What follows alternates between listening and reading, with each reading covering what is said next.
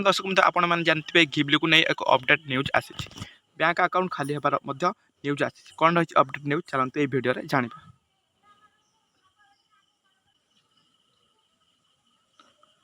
तो हुशियार bank account खाली करदेव घिबिल सतर्क रहा क्राइम ब्रांच साइबर विशेषज्ञ परामर्श।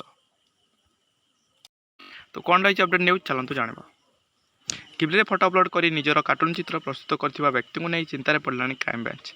निजर व्यक्तिगत फोटो यही एप्लिकेशन अपलोड करने द्वारा व्यक्तिगत तथ्य चोरी होबार आशंका सृष्टि होती। यार माध्यम बैंकर गोपनीय तथ्य चोरी कर साइबर अपराधी टंका पोछि नेबा किछि बड़ कथा नुहे। तेज सामाजिक गणमाध्यम एभली एप्लिकेशन व्यवहार और ए फोटो अपलोड करने को साइबर पुलिस समस्त को सतर्क कराई। पूर्वर क्लियर व्यू फेसआप बेआईन कार्यकलाप धरा पड़ा बेले एवं घिबली से भली रास्तार जाऊा कहुच्छी। जापानी एनिमेशन फिल्म स्टूडियो घिबली रे फोटो अपलोड करने द्वारा एआई माध्यम मोबाइल तथ्य चोरी होगा सहित साइबर अपराध नहीं आशंका सृष्टि होती।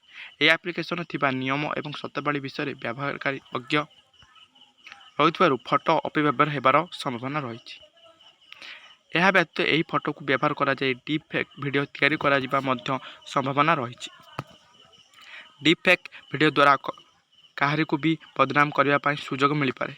फोटो को व्यवहार कर नकली प्रोफाइल तैयारी करा सह लोक बदनाम करने प्रसारित कर मोबाइल व्यवहारकारी संक्रांत तथ्य मध्य चोरी करा जाई पारे।